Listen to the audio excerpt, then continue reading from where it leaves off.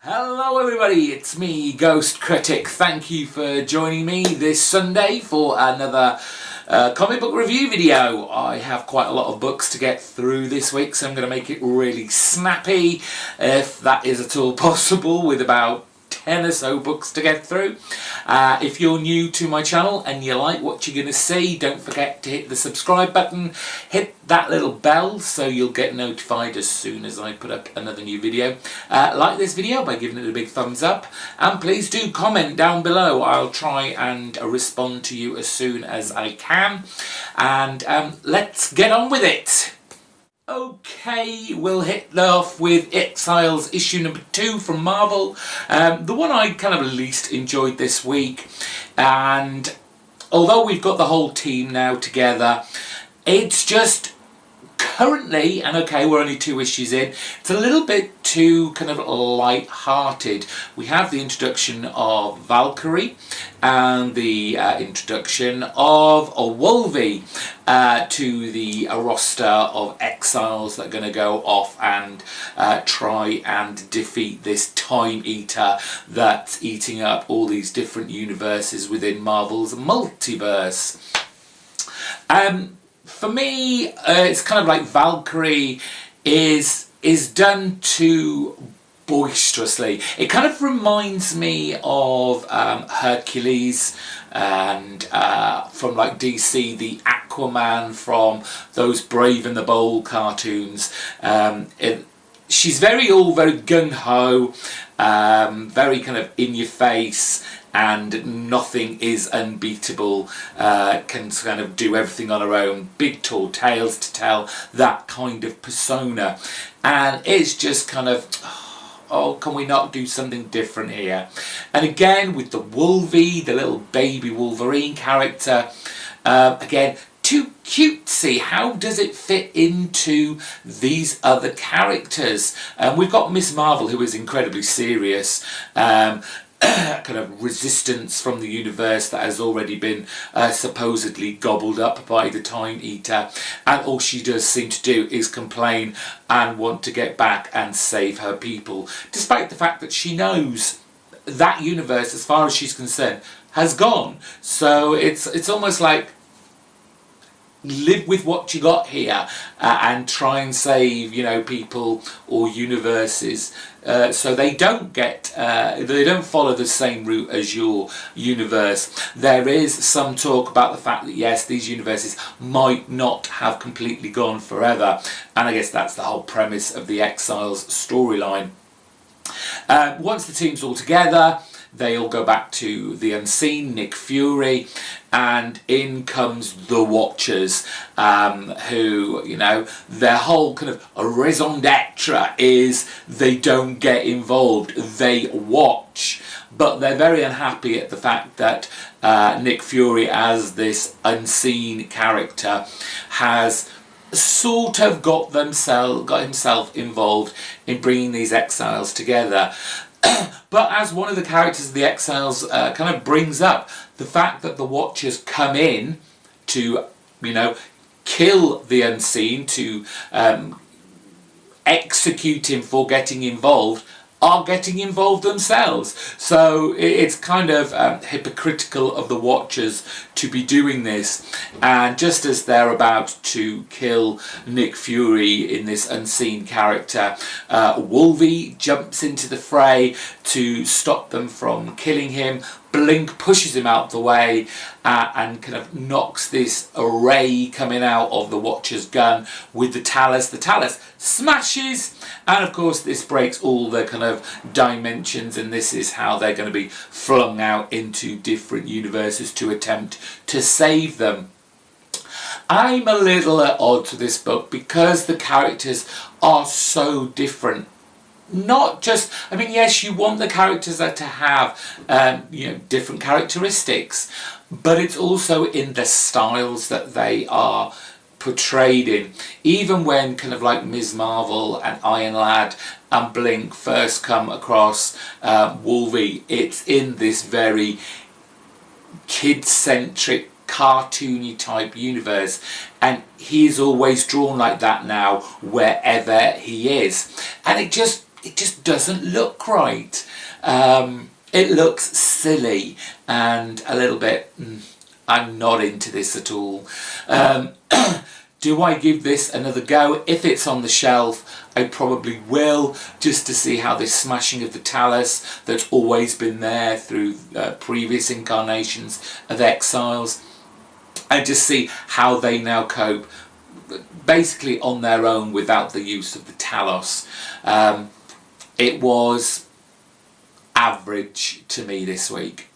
X-Men Blue from Colin Bunn, issue number 26, was out this week, and I have to say there is just so much deja vu with this particular storyline of the whole Mother Vine gas being released and causing not only secondary mutations in the existing mutants in the world, but also causing mutations in people that haven't already kind of come out as kind of mutants, that their particular power set has not been kind of ignited yet, or would have just stayed dormant anyway.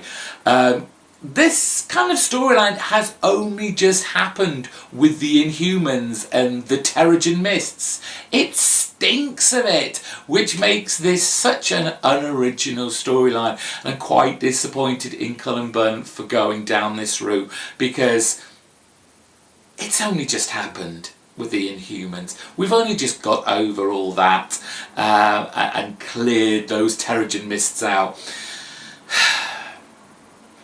It is just the X-Men, the kind of original ones that are left, trying to kind of keep everything in order and pretty much failing miserably.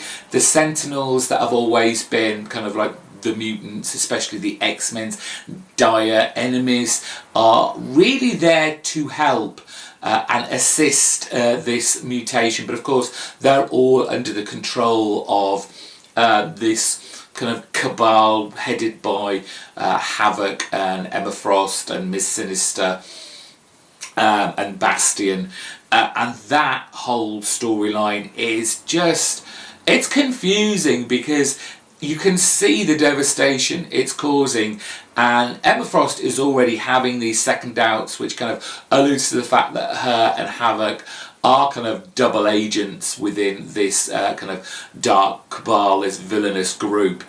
But Havoc just seems to be going with it. He's not necessarily enjoying it, but there is a sense of relishing in what is going on.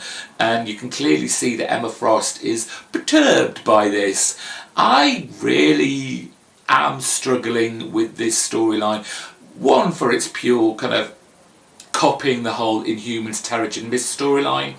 And two, I need some solidifying over who's kind of good and who's kind of bad, and kind of explaining it to the readership of this book, because Havoc's not been around for a while for what I can think of, so his kind of current status quo, very, very confusing.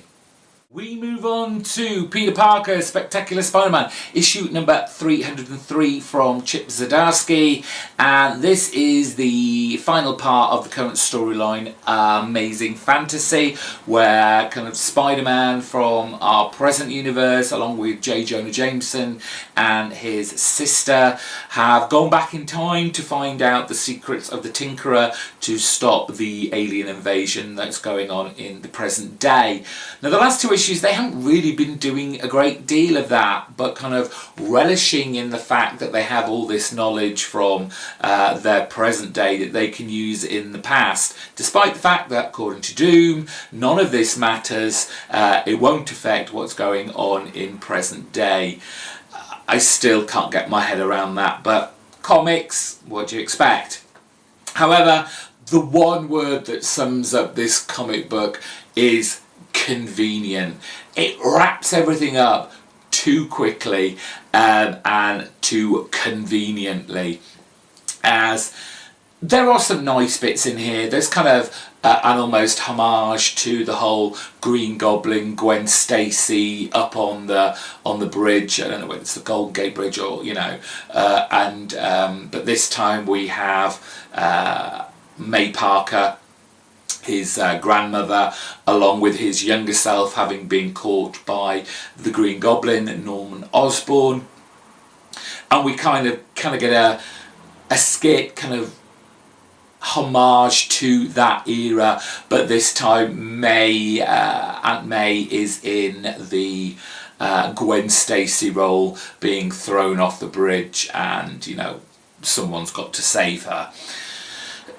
And then this whole trying to find the Tinkerer, it all just kind of happens and starts unravelling very, very quickly, despite the fact that up until this issue they've not really bothered looking for him, and it's just convenient that he happens to be there almost a kind of ahead of schedule.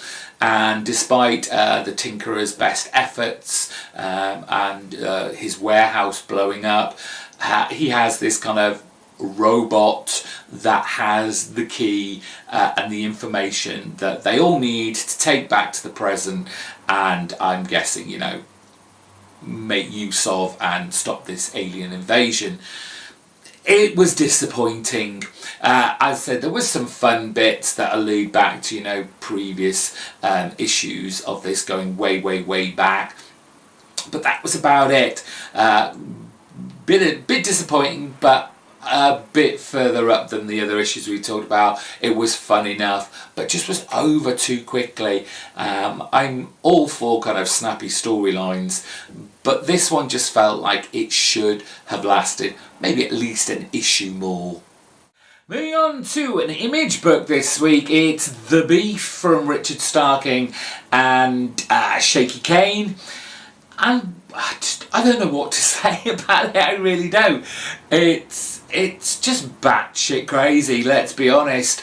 As we have our main character Carter dealing with becoming the Beef, and the introduction of one of the police officers of this town, Mudsville, and kind of smackdown between them both.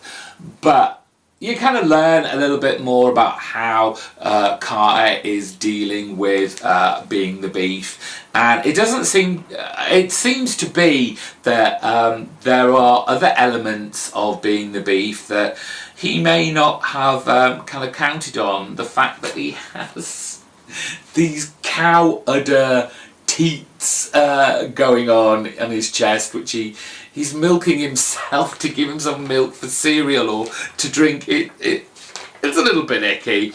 But again, it's that whole idea that this book seems to be about, at the most, vegetarianism or veganism, and the way that cattle are exploited and treated in their kind of mutilation and food to feed, you know, the general public. And I just don't know if it fits this kind of retro psychedelic type of style of Shaky Kane's. I don't know what to think about it. I'm enjoying it, obviously, for the Shaky Kane art. I'll pick up anything he does because I just love the fun 60s retro style of it all. But the story just kind of, it doesn't all mesh fully for me. I think this is only a 4-part mini-series, so I'm not expecting too much from it, to be honest. Just having fun looking at the whole Shaky Kane artwork. I wouldn't necessarily recommend it if you're kind of new to Shaky Kane's art. I would go back and read something like Bulletproof Coffin, or Bulletproof Coffin Disinterred, or even Cowboys and Insects, a little kind of mini one-shot he did, which is more, for want of a better word for Shaky Kane, because he's not the most accessible, but will be as accessible as you're going to get if you're going to enjoy Kane's artwork. But this one, not necessarily the best way to start. We've got The Flash, issue number 45, is it? Yes, 45, from Joshua Williamson. And this is very much a filler issue, a kind of epilogue to the Perfect Storm storyline. We've got all the Flashes clearing up Central City, rebuilding it after the Gorilla Grodd fiasco of the last few issues, him completely destroying the city. And kind of wrapping up, I guess, some threads. We have Mina, who kind of was controlled by Gorilla Grodd, still having some doubts about herself and, you know, how much of what she was doing while she was with Gorilla Grodd was of his doing or what she was feeling deep down, because she suddenly, after being, I remember back at the beginning of this series, though these two were going out with each other, they were in love, I guess, in a kind of relationship, but it seems to have turned somewhat to the fact that, you know, Mina wants to rein in Flash in some respects, that she's not happy about him having all this kind of power of the Speed Force and what it can do, the idea of this the reverse kind of Flash Force that the Flash had for a while when he could have turned dark and black. We have Flash, Barry, kind of having the heart-to-heart with Iris yet again, trying to explain his life, on why he did the things he did. And then we have the introduction of Wally, you know, revealing himself to Iris. Iris already knew. Despite this cover, I said on Wednesday, don't judge a book by a cover. The Flash has been very kind of, I guess, naughty over the last few issues with their covers, making it look like it's going to be something else. But Iris is very welcoming of Wally, and the whole keeping a secret isn't that big a deal like it was with Barry. In some ways, I'm kind of relieved that we're not going to go through all that again. But what this does is kind of, I guess, click a switch in Wally, and for some reason all his memories come flashing back, and this seems to be the impetus for the next storyline, which we've all been waiting for, this 5-issue storyline, Flash War, where apparently there can be only one Flash. We'll see how that all pans out, but this is very much filler issue, getting ready for the next storyline. It was okay. As I said, it wrapped up a few storylines, and we said goodbye to a few characters, but that's about it. Saga chapter issue number 51 from Brian K. Vaughan and Fiona Staples trudges on, and we have to have something exciting happen after the kind of very slow last few issues, and we have the death of a character that's been in here for some time.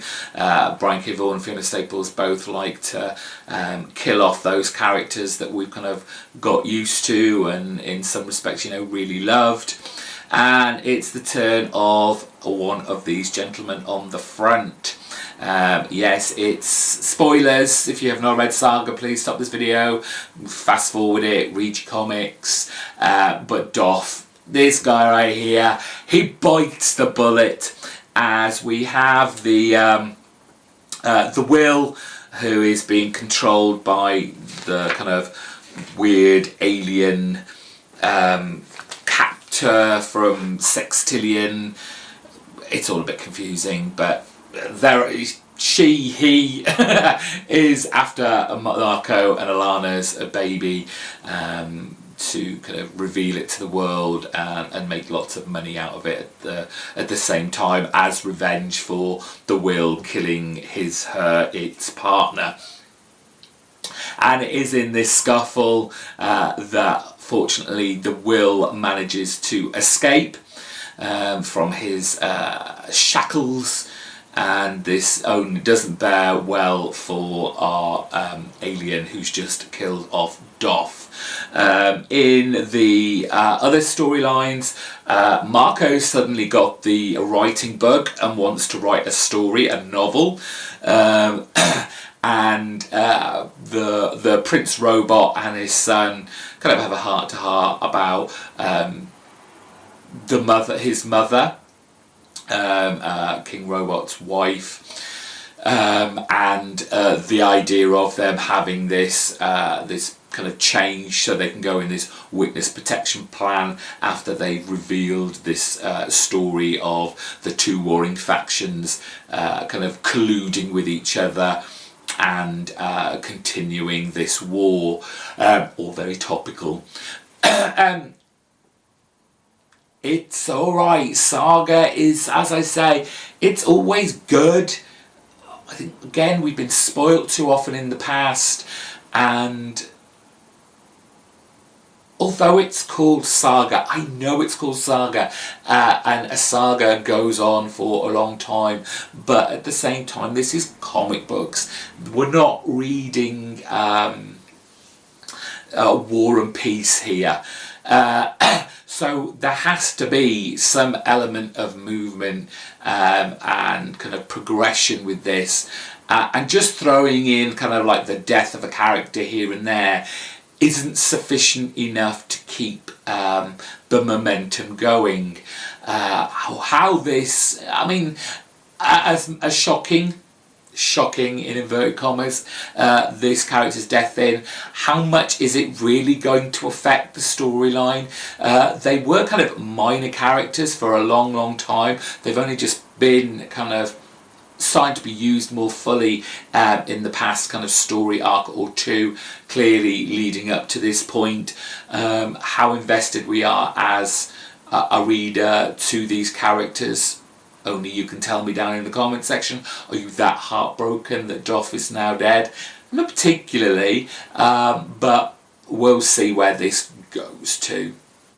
Issue 194 of Marvel's Moonlight Moon, written by Max Bemis, and I was very unsure about this story to begin with. In the first few kind of pages, I was a bit unsure, and I was like, oh, this is going to be kind of just one of those issues dealing with Mark Spector's kind of religion. It's a bit of a flashback to his youth, a story about the family, and yes, this is about kind of overarching storyline about his newfound, I guess, fatherhood, given that one of his kind of split personalities, Jake Lockley, has, even though they are the same person, has had a baby with his once girlfriend, and now that Jake Lockley is down, it's basically Mark Spector who has to kind of stand up and become that father figure. So we have this story, a flashback story of him and his life as a Jew surrounded by all the rabbis, and his relationship with one of his father's kind of friends. What was his name? I think it was called Yitz. Yes, Rabbi Yitz Perlman, who he has a kind of friendship with in a kind of fatherly way. He finds him the most funniest guy. He tells all the best jokes. But as the story progresses, there seems to be well, not seems to be, but there is this lurking tension. His father won't really talk about his friendship with Rabbi Yitz, and one fateful day, the young Mark Spector goes to visit Rabbi Yitz just to hang out, do his homework, read, the books in Rabbi Yitz's office, but he turns up a little bit too early, and as Mark Spector's off going, adventuring, searching around his office and his kind of back office, he finds this trap door, falls down it, and Rabbi Yitz is actually a German torturer. and he has some poor boy strung up by his feet at the ceiling and is torturing him. So it takes a sudden dark turn that you're not expecting till about halfway through, when you think, you know, things are too good to be true here, and clearly it wasn't. So this ended up being an interesting story. Of course, the fact that this German torturer is still out there. Mark Spector manages to escape, not before this pseudo rabbi warns him not to say anything to anyone, and that he will always be out there. So this is potentially a villain being set up for future episodes, future issues of this book that I'm kind of really looking forward to. I really ended up enjoying this. Man of War issue number 14, The Return, and this is Arik going back to Earth, going back home to his, I guess, his separated wife. And although this feels kind of like a filler issue, we learn a lot about, for those of us who aren't aware, this is kind of like their first foray into the Man of War universe. We learn about his life before he kind of left Earth and left his wife, and the child that they had that unfortunately died due to the radiation that emanated from the armour that he wore. And so we have this kind of, as Arik is racing towards Earth, using, you know, wormhole, slingshot, space-time stuff to make sure he gets there within a kind of reasonable amount of time. We have him in this kind of status where he remembers the old times, why he had to leave, and it just filled in gaps for a reader like me, as to, you know, when he eventually got there, why things were the way they were. And his erstwhile wife has, I guess, remarried or is with someone else now and has a child of their own, and it is kind of left Arik without, I guess, a reason for being there anymore.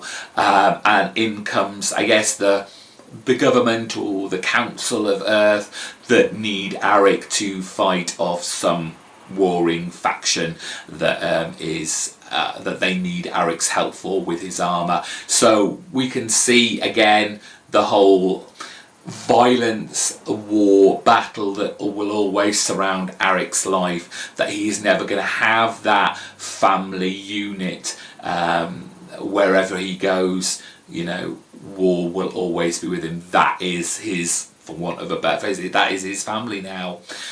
He will never have that nice, easy life that he wants. So great stuff from Matt Kindt. Really enjoyed the art by Ariel Olivetti, back to this kind of painterly style that we've had in previous runs. I'm guessing this is going to be over, maybe this is the last arc.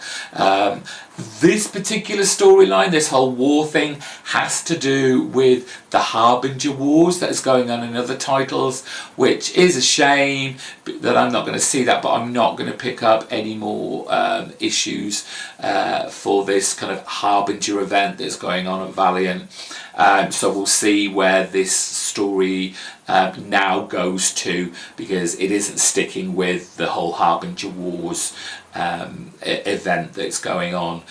So that'll be interesting to see where Matt Kindt takes Arik now. Issue number 18 of Kill or Be Killed just gets picked at the post this week for Pick of the Week, and it is kind of unfair, but I can't pick this as point number one every week because it is damn good.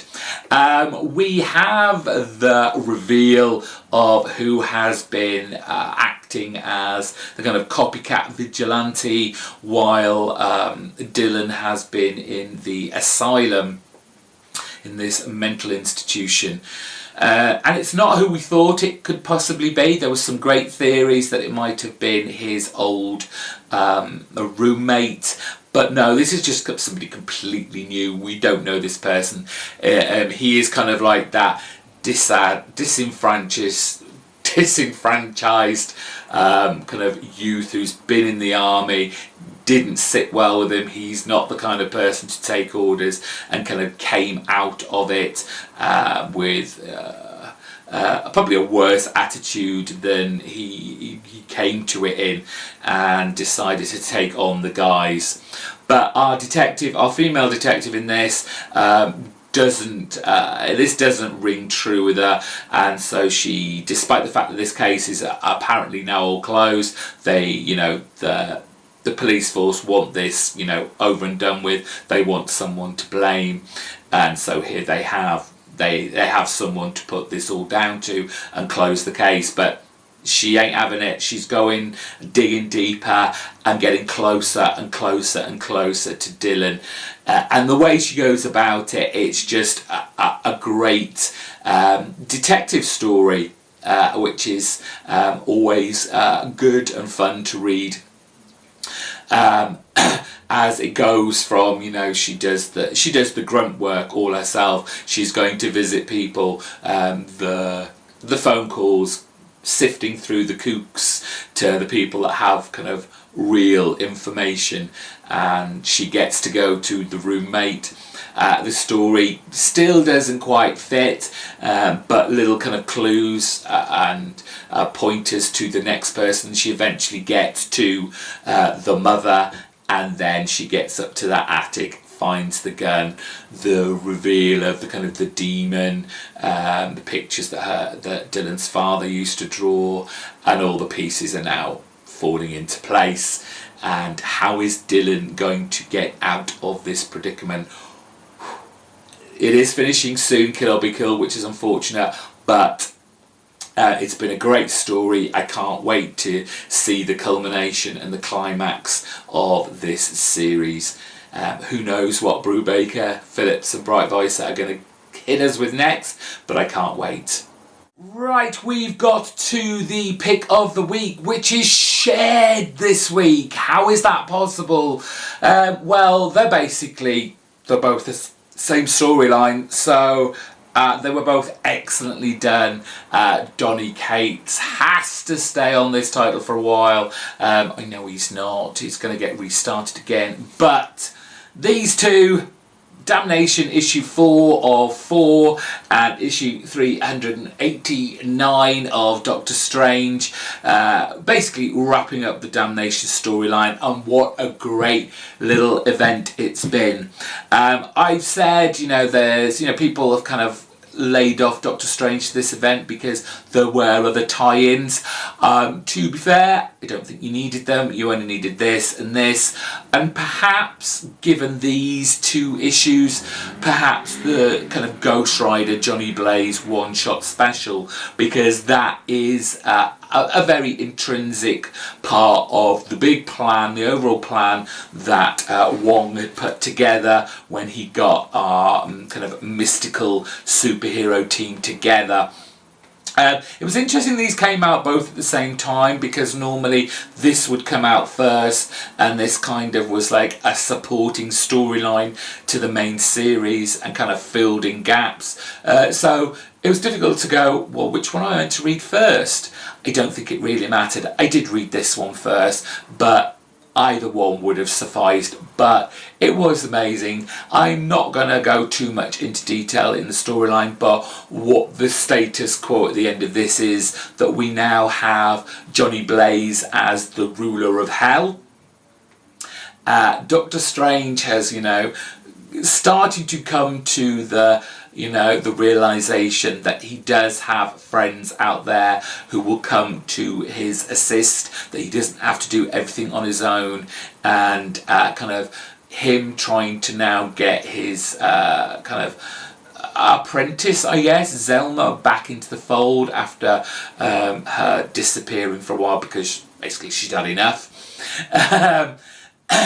And perhaps, and I'm just trying to remember which issue, I think it was at the end of, yes, it was the end of the Damnation storyline when they're kind of all back in the Sanctum, the guys, Moon Knight, Brother Voodoo, Blade, and oh, I always forget her name. What's her name? Please let me find it very quickly. Eliza Bloodstone. They're all back there, and Doctor Strange reminds them that we've left one behind, and he's obviously talking about Johnny Blaze down in hell, and they're all just like, we kind of only just scraped through back in Las Vegas. We're not going to be able to make it through hell. But, you know, he throws down all these cards with all these other kind of mystical superheroes within the Marvel Universe, and you just think, this would be a great superhero team for Marvel. I hope they do it, because it would be fantastic. Let's just quickly talk about the artwork here. We have on this book Rod Reese with Seisman Kodransky and Dan Brown. Just gorgeous. I mean, this little page just here, wonderful.